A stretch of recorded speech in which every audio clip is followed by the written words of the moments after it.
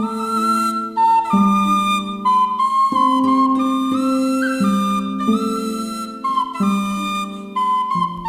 program is copyrighted. All rights are reserved. Reproduction in whole or in part, without the express prior written consent of the owner, is prohibited.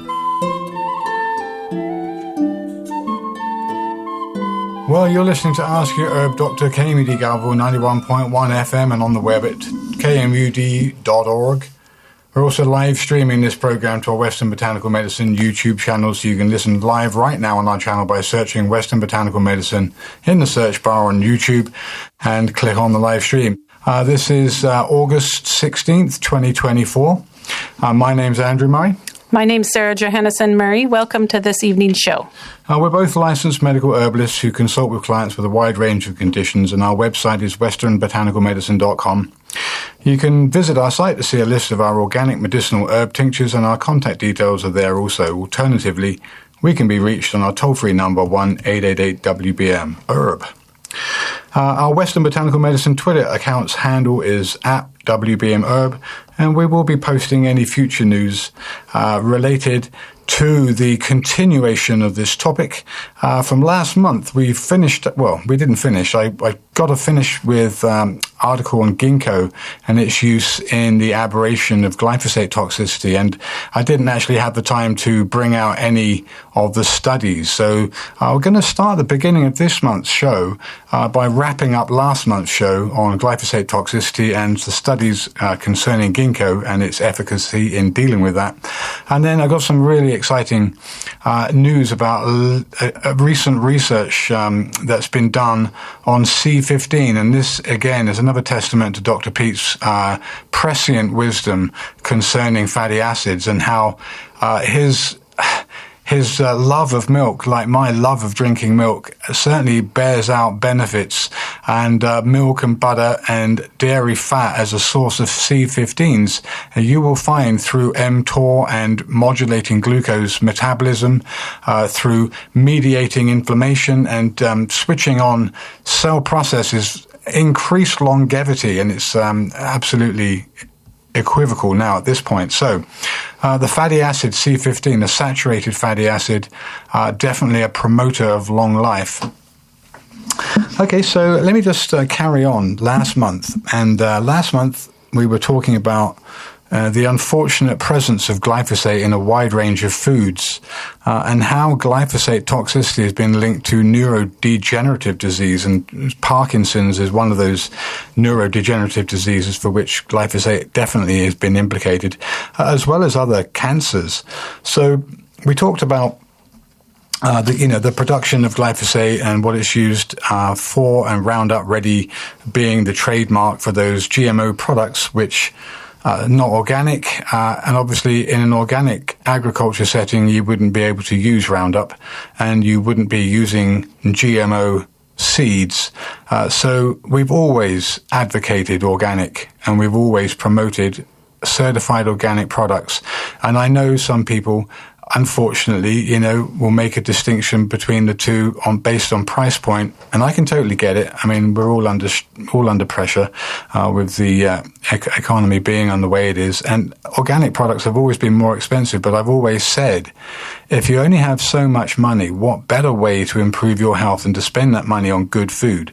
Don't do something else. So the best way to support yourself, folks, is buy good food. And when we started this in 2001, our business, we got certified with CCOF in 2003. So for 21 years here, we've been a producer of certified medicinal herb extracts. And long before that, our whole family was absolutely dedicated to organic. So we've always promoted it, and we've always supported it, and we've always advocated it, because anything else is just going to not be good. They're going to find very unscrupulous practices in commercially raised food, whether it's dairy or agricultural, cereals, fruits, you name it.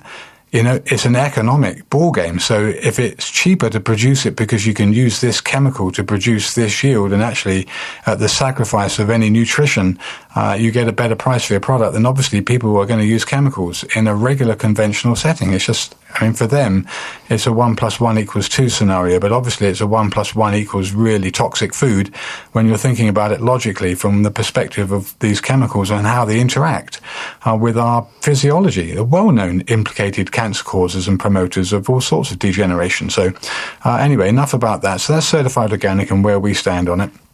So last month we did the introduction to glyphosate and the studies that have taken vast arrays of different foods and studied them and found glyphosate in them. And I'd say there's no safe limit. That's the problem. You get people like the EPA, as much as they are quote unquote on the side of good and protecting us, for the want of a better word for protection, but for governing the kind of limits. How can there be a safe limit on a toxic product? I mean, it just doesn't make sense. And obviously it's a regulatory issue. It's obviously a manufacturing and a production perspective. So when you're producing a chemical or a product that does something that is going to be a saleable substance, then, you get regulators involved and you get people siding with this or that case. And, you get these kind of things just suddenly become made possible, where actually if you were any rational thinking person would just say, no, it's just not. Why? Why? Okay, so enough of that. The Bill Gates of this world and the Monsantos and all of the massive agri-businesses definitely don't want to hear it. But obviously they're paying out millions and millions in compensation to victims, and I guess it doesn't matter because they make such a lot of money that really it's the cost of doing business. But that's another unfortunate part of people's perspectives, Anyway, so yeah, it's an economic thing. And if you can spend your money on good food, certainly cheaper than drugs to mitigate the disease. So without further ado, this is KMUD Garberville 91.1 FM from 7:30 until the end of the show at 8 o'clock. You're invited to call in with questions related to this month's finish up on last month's topic of glyphosate toxicity. We're going to cover some studies on ginkgo, which are really quite spectacular.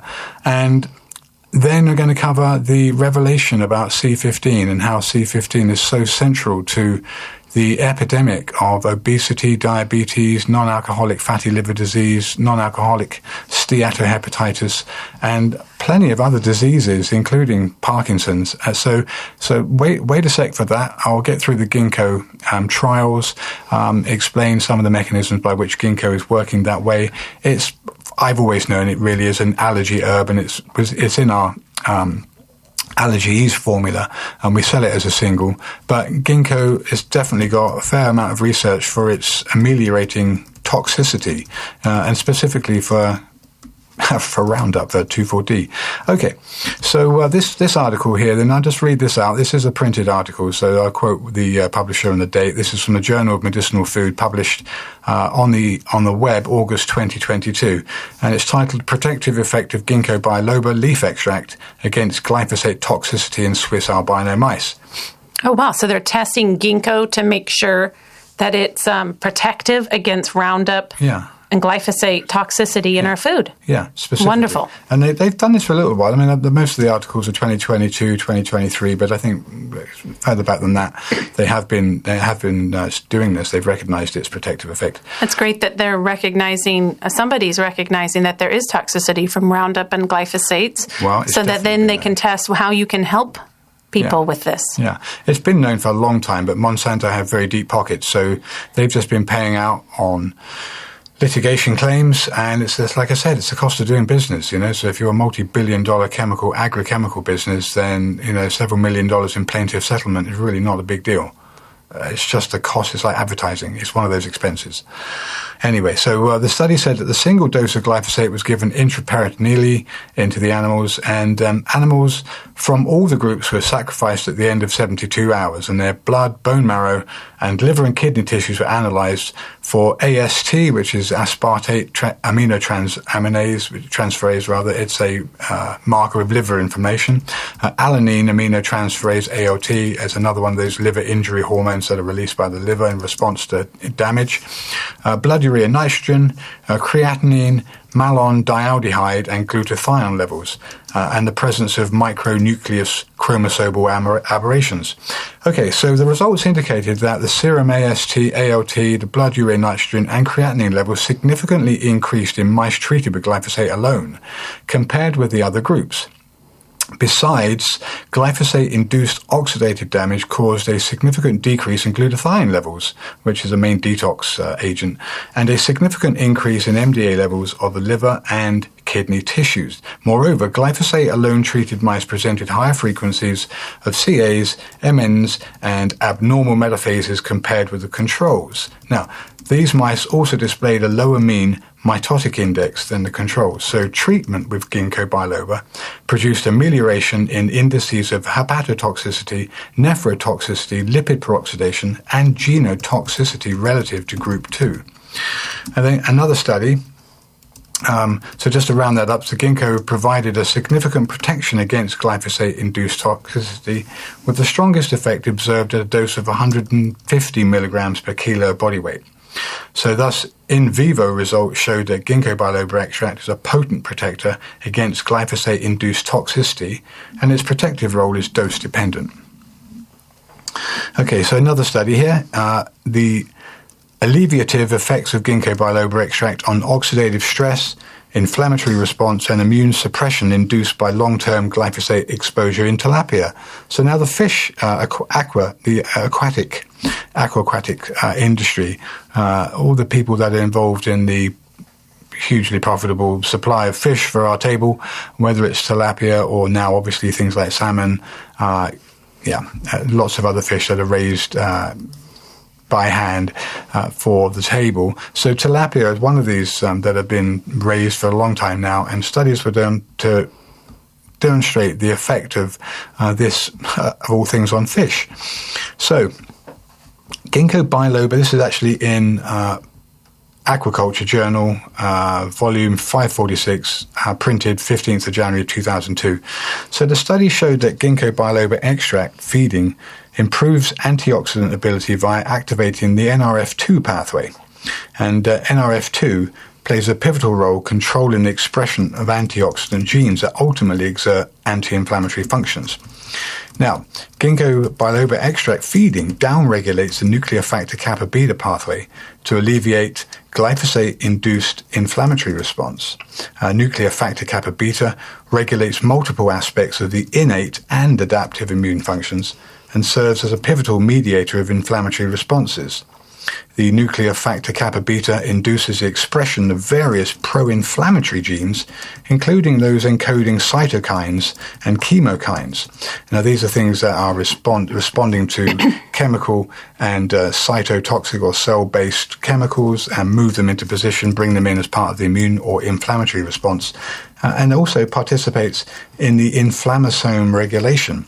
In addition, nuclear factor kappa beta plays a critical role in regulating the survival, activation, and differentiation of innate immune cells and inflammatory T cells. Consequently, deregulated nuclear factor kappa beta activation contributes to the pathogenic process of various inflammatory diseases. So they finished up by saying that ginkgo biloba extract feeding moderately relieves a glyphosate-induced immunotoxicity via upregulating immune-related genes. Now, ginkgo biloba extract is a common herbal medicine. It possesses antioxidative, anti-inflammatory, and hepatoprotective properties. It's been widely used as a feed additive in aquaculture to improve fish health, and the study aimed to investigate the protective effects of this on glyphosate chronic toxicity and explore its possible mechanisms in tilapia. So essentially, that was another study done there. And then just the one. Okay, let's do right. All right. So I just want, because we're kind of getting on for time, it's 7:20, and I want to get on to the C15 articles. So as part of our ongoing efforts to improve the quality of our products, I'm now very pleased to have found, secured, and produced a US domestically grown certified organic ginkgo biloba extract, which will be soon available on the website. We've both a concentrated fresh extract and a 1 in 2.5 dry extract, which is available as a single and which is also an ingredient of our Allergy Ease formula. I'm not here to promote our show or our goods. I know that's not Kmud's position, and it's not our position. But I'd like to say that for about a year, we have been out of ginkgo. And it's been a real big deal to secure a certified organic product that passes the GMP testing that we put it under. So just to say that we've purchased organic ginkgo and it hasn't been very successful. But anyway, it's not to knock the Chinese, but I found a domestic source now which hasn't gone through any consumer chain or supply chain and hasn't been commingled or stored with other non-organic products and picked up pesticide residues for which it's previously failed. Anyway, so with its many antioxidant and cognition-improving and allergy-reducing action, this ancient tree, promoted by traditional Chinese medicine, is now US-produced and manufactured.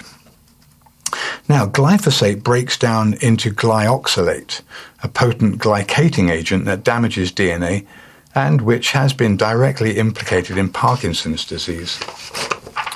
So Silybum, the milk thistle, and black tea extract have also been shown to decrease the toxicity of pesticides. Now, incidentally, both white mulberry leaves from Morus alba, not the Morus nigra enjoyed in the gardens growing its fruit, has also been shown to have significant detoxing ability with antioxidant activity to protect against neurodegenerative diseases.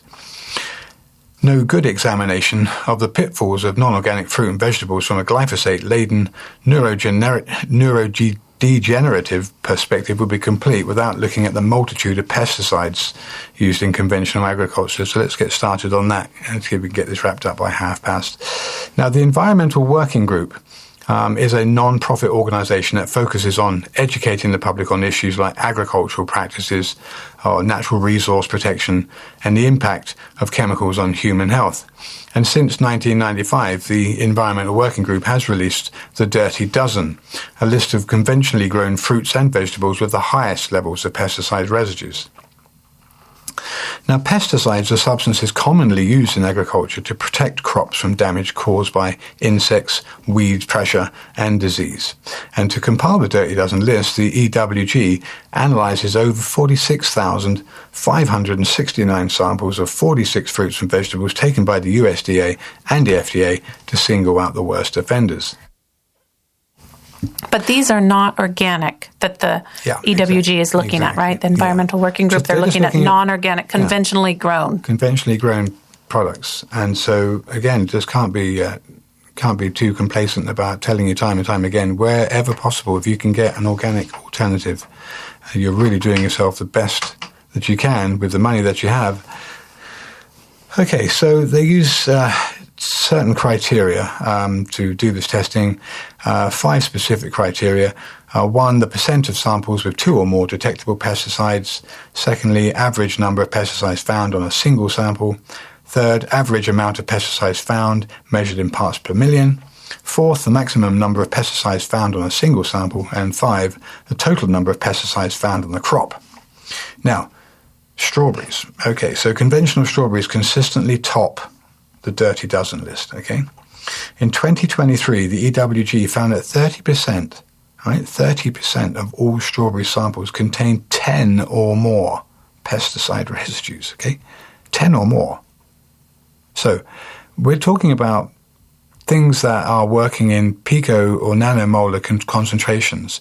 And female hormones, for example, estrogen and progesterone, are measured in nanograms or picograms. And they have massive effects on women's hormones and women's bodies, okay? So we're talking about very small amounts of these pesticides that are present in foods. So don't tell me for 1 minute they don't exert a physiological response, because they definitely do.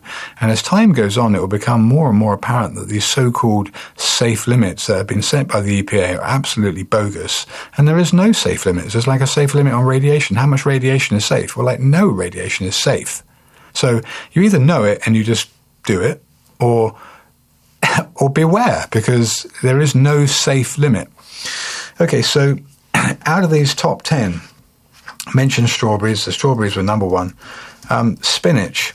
76% of spinach samples contain pesticide residues, including permethrin, a neurotoxic insecticide that's highly toxic to animals. And then kale, mustard, and collards. Okay, 86% of all samples of leafy greens were found to contain 2 or more pesticide residues, including the neurotoxins imidacloprid, bifenthrin, and cypermethrin.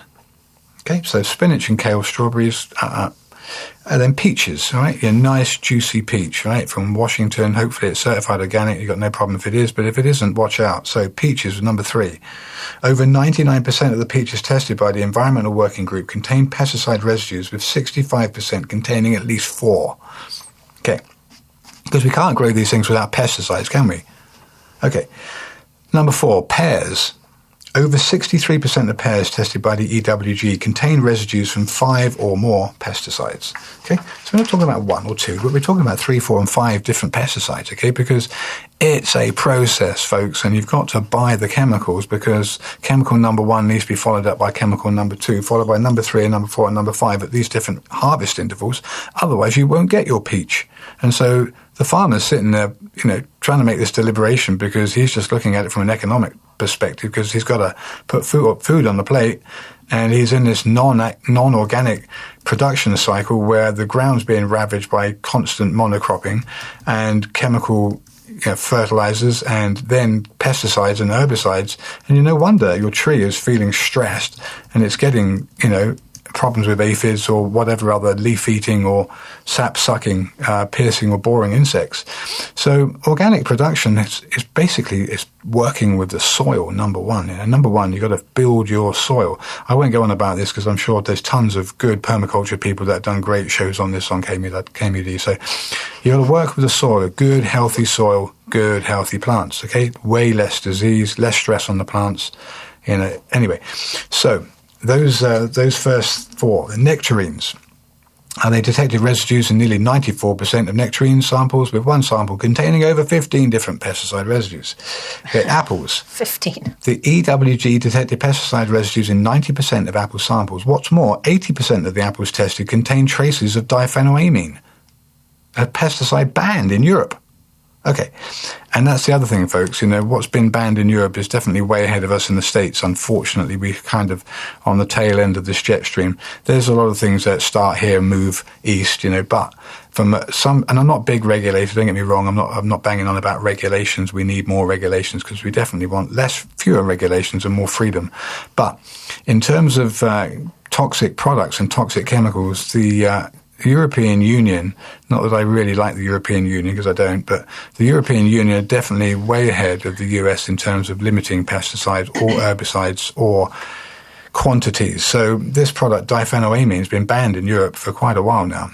Okay, then grapes, right? Everyone loves a bunch of grapes in the summer, don't they? Red and green, delicious table grapes. Well, conventional grapes are a staple on the Dirty Dozen list, with over 96% testing positive for pesticide residues, okay? Now, there's going to be fungicides on grapes too, because powdery mildew, etc., love those moist conditions that some grapes are grown in. And anyway, so that's fungicides. We haven't even touched fungicides, but from the pesticide perspective, grapes are up there. And then bell and hot peppers are pretty big time pesticide carriers, okay? Sweet bell peppers contain fewer pesticide residues compared to other fruits and veg, yet the EWG cautions that pesticides used on both sweet bell peppers and hot peppers tend to be more toxic to human health. Okay, go ahead. I think we have a shout out from the engineer. So you'll listen to KMUD Garville 91.1 FM from 7:30 till the end of the show. Now you're invited to call in. The number's 707-923-3911. All right, thank you for that. Let's see, cherries, next on the list, number 9. So the EWG detected an average of 5 pesticide residues on cherry samples, including a pesticide called iprodione, which is banned in Europe. Okay, blueberries. This was another bad one. The EWG found that 90% of blueberries had pesticide residues, with 80% containing 2 or more. And then green beans, okay? The EWG added green beans to the Dirty Dozen list after finding that 90% of samples contained pesticides, including acephate, a neurotoxin banned by the EPA in 2011. Acephate is an organophosphate foliar and soil insecticide of moderate persistence with residual systemic activity of about 10 to 15 days at the recommended use rate.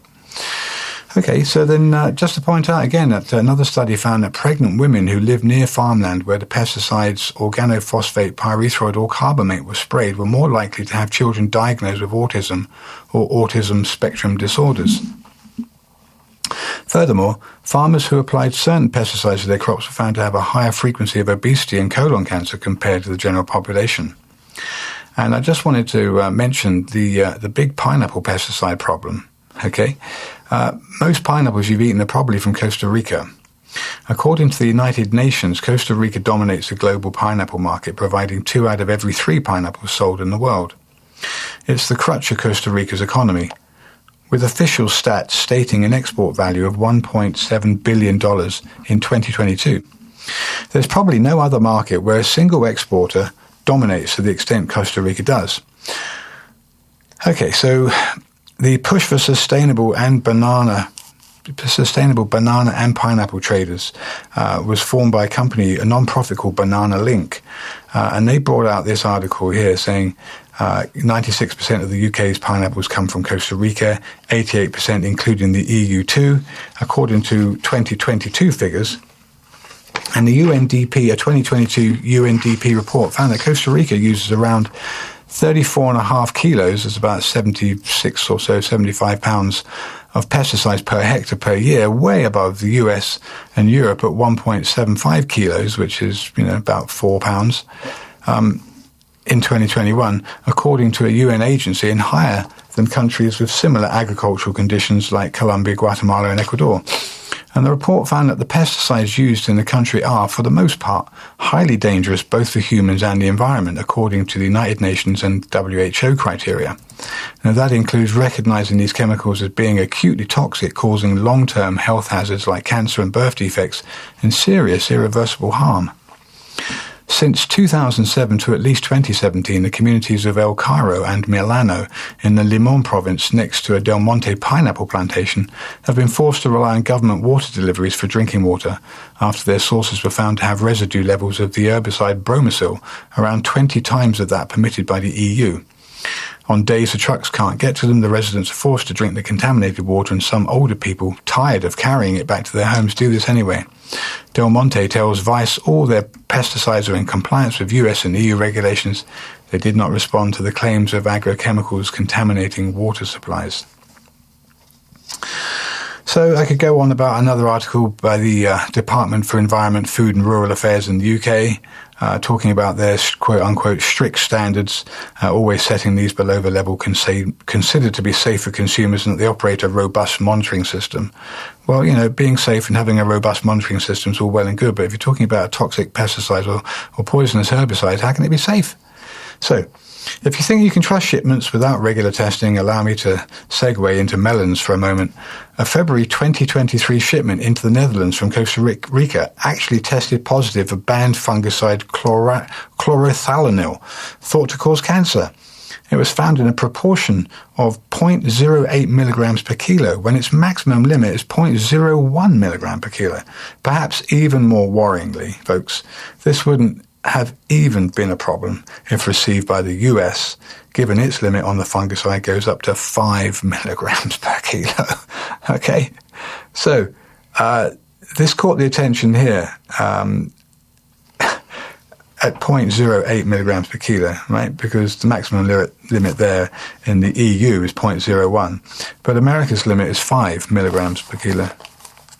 I mean, really, folks, it just, people wake up, I don't know how else to say it, but, all right.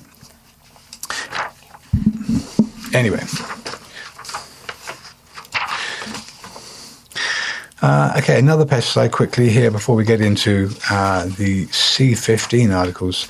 The Swiss headquartered pesticide giant Syngenta accounted for hundreds of lawsuits in the US from tens of thousands of poisoning deaths worldwide, and the company Unearthed's investigation found that this UK factory sends most of its paraquat to the US. Okay. For the first time in nearly 4 decades, the US Environmental Protection Agency, the EPA, on Tuesday issued an emergency order to stop the use of a pesticide linked to serious health risks for fetuses. The pesticide dimethyl tetrachloroterephthalate, DCPA, or Dacthal, is currently undergoing review as part of a process where registered pesticides get re-evaluated every 15 years to ensure that they don't have any adverse effects on human health or the environment.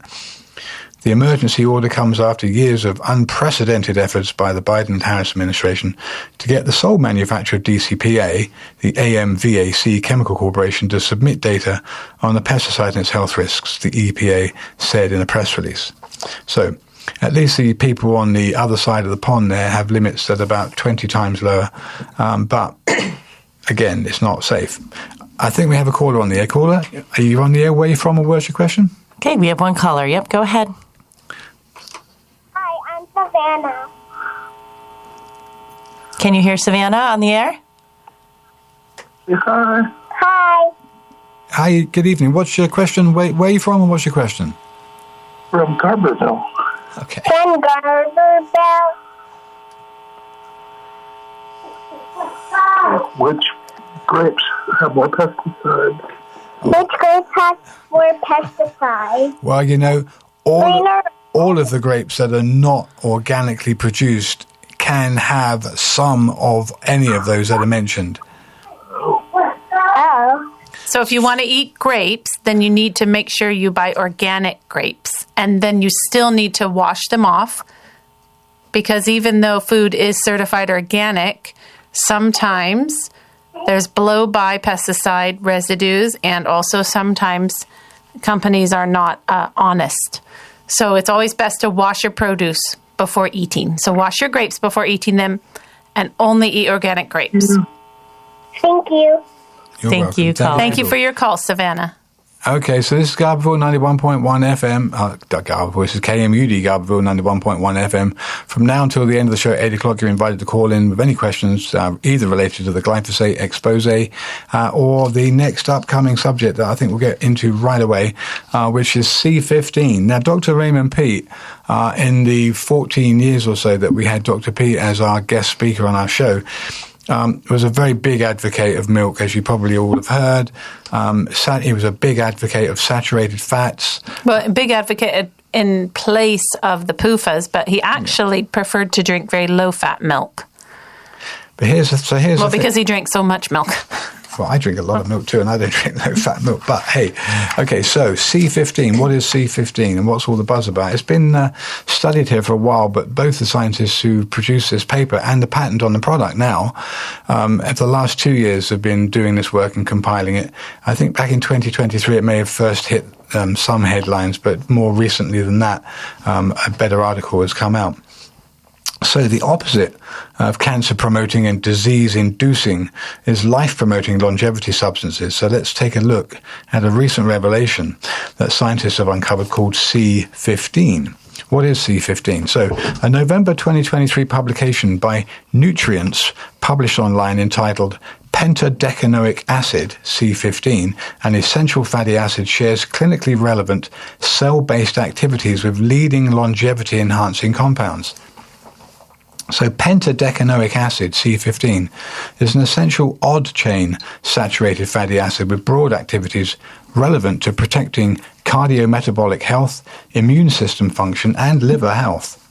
Now, C15 activates AMPK and inhibits mTOR, things that we both talked about fairly extensively with Dr. Pete, both of which are core components of the human longevity pathway. Now, AMPK activators essentially increase catabolism while decreasing anabolism. And catabolism is a breakdown of complex molecules into simpler ones that helps more energy to be released. And mTOR, which is the mammalian target of rapamycin. Now, rapamycin is a macrolide compound, which does this by mimicking calorie restrictions. It targets mTOR, a signaling molecule that regulates nutrient sensing and autophagy, where cells go after other cells, a cellular cleanup process that slows down aging. The other agents were metformin, used to treat type 2 diabetes, and PCOS, polycystic ovarian syndrome, and another substance, acarbose, an anti-diabetic drug again used to treat type 2 diabetes as a starch-blocking drug, slowing digestion of carbohydrates, lowering blood sugar. So the main targets were glucose metabolism and its ATP, liberating energy-releasing cycle through aerobic respiration. C15 also benefits those with non-alcoholic fatty liver disease, as I've mentioned, and non-alcoholic steatohepatitis, as well as specific types of cancer. So, C15 is present in 1 to 3% of dairy fat.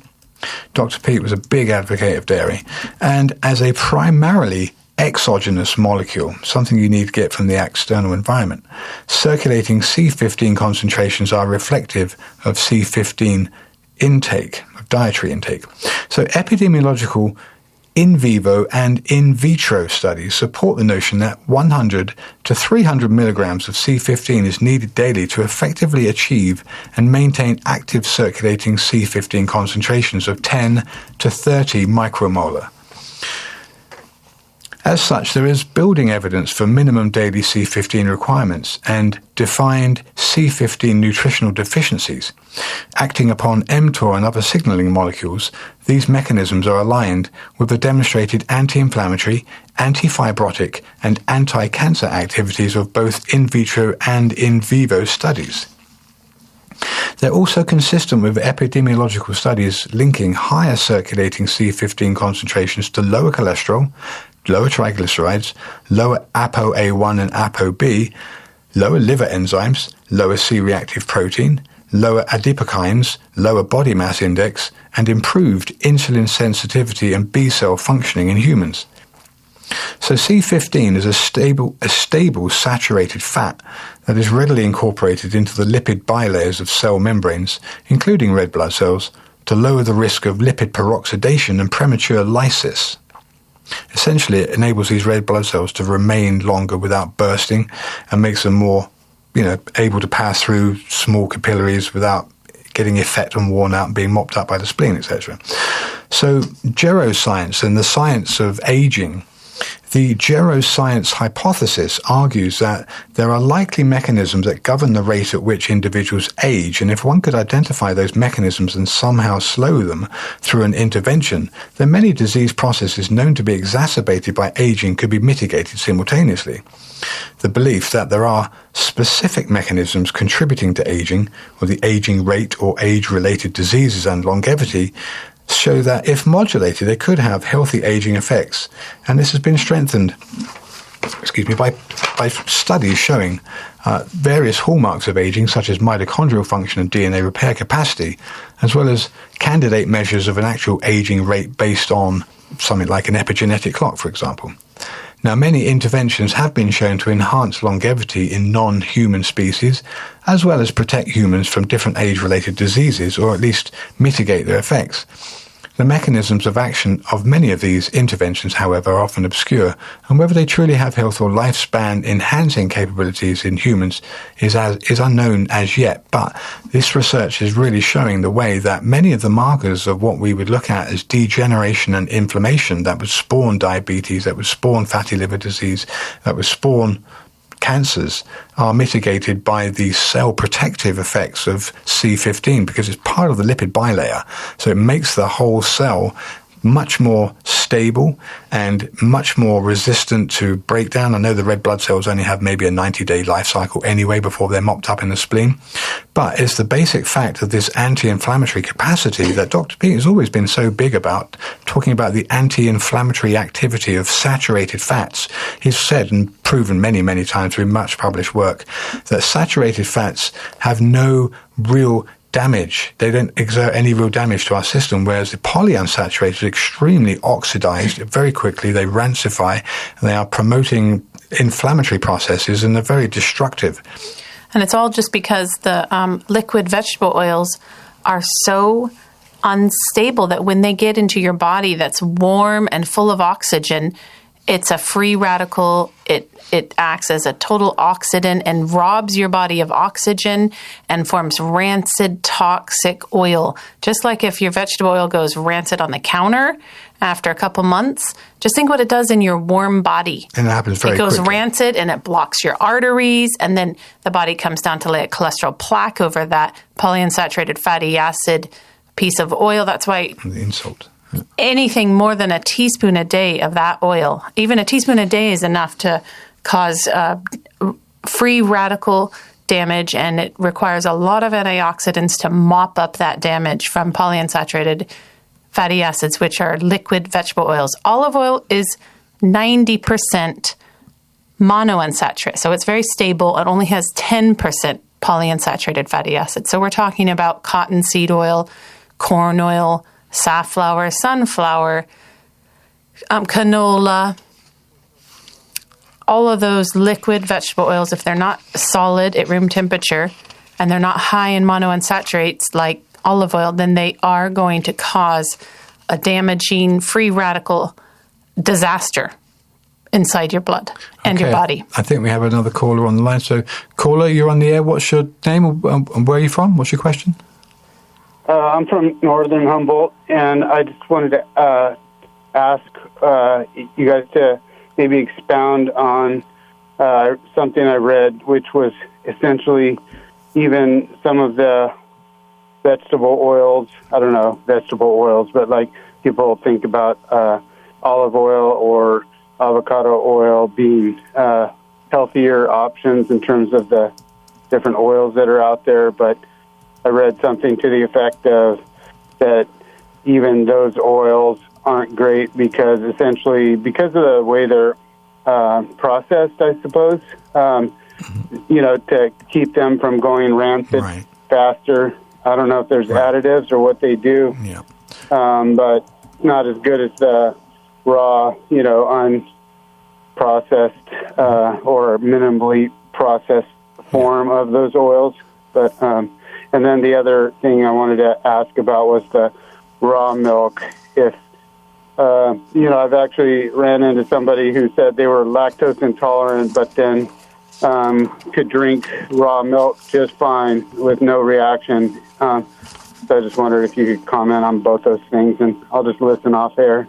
Thank you for your show. Yeah, you're welcome. Thanks for calling. Thank you for your call. All right. Thank you. Bye-bye. So olive oil is typically 90% monounsaturated, and everybody knows olive oil eventually goes rancid, whereas when you compare that to coconut oil never goes rancid. If you have a expeller press coconut oil, it never goes rancid, and that's because it doesn't react with oxygen. It's not a massive active free radical in the outside your body or inside your body. But avocado oil, so back to olive oil, it's great, no more than a tablespoon a day because it has the monounsaturated. It will help stabilize it, but it's not something you should be eating tons of.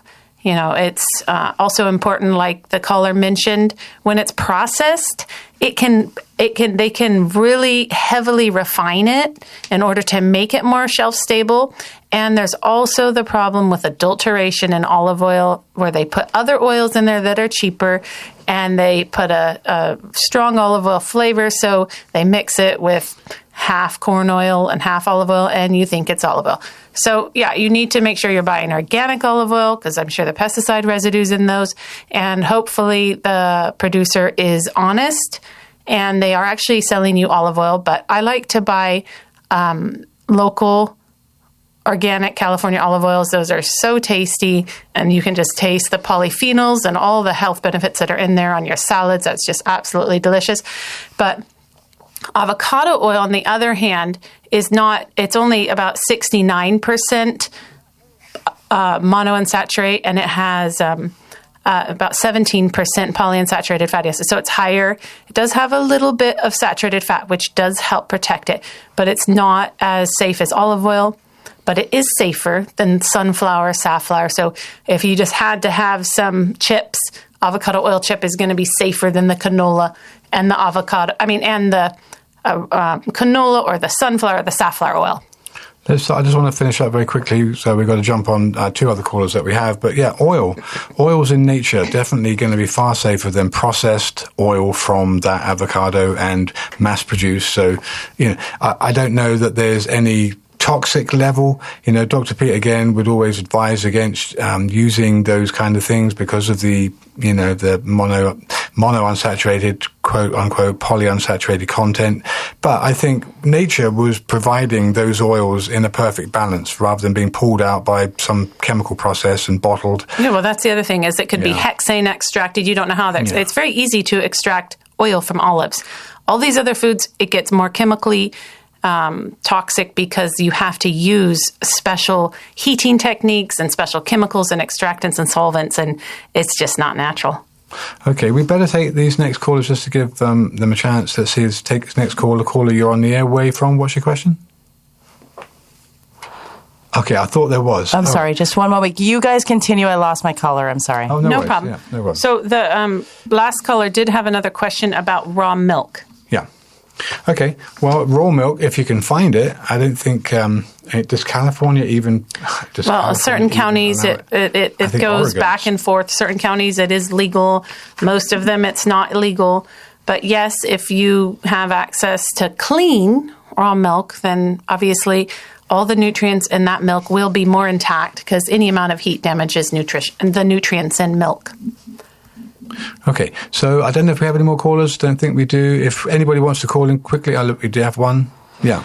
So I had one person call in and I accidentally lost them. I'm so sorry. And they wanted to talk about saturated fats. I think they're calling back. But the second person called to say about ghee. Can you explain why it doesn't need to be refrigerated?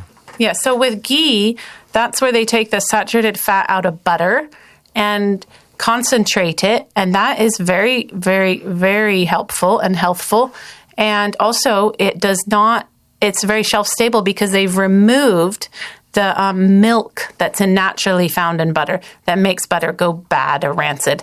And also, there's lots of studies of the health benefits of ghee. Especially for hepatitis and liver injury with ghee, and it mediates inflammation in the liver and it can reduce liver enzymes. And Dr. Pete has many times talked about a particular case of hepatitis C where this person used a completely solid diet of ghee and his liver enzymes came back into normal range and he quote unquote did not have hepatitis, given that hepatitis we're talking about as an inflammation of the liver. So his inflammatory markers normalized, and that's not to say that there's only that one person, but that's the benefit of saturated fats. They're not reactive.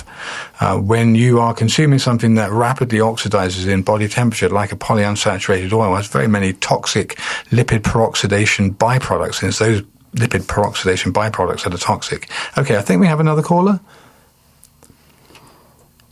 Caller, you're on the air? Yep, you're on the air, caller. Where are you from? What's Hello, the are question? you on the air? Yeah, I'm here. Can you hear me? Yes, go ahead. We've got a couple of minutes, so let's get this. Thanks so much for your show today. It's great. One quick question I had. You talked about the saturated fats and how coconut oil was a good choice. I was wondering, as far as saturated fats go, solid fats, are there other fats that are highly recommended? It sounds to me that, butter might be a good one just based on the fact that C15 would probably be fairly present in a product like that. Yeah. Are there other better sources? No, I think butter is Palm oil, really maybe. wonderful. Palm oil is also a saturated fat, but there are the issues with deforestation on palm oil, so you would want to make sure that you have one that does not support deforestation, but is a plantation that's being replanted.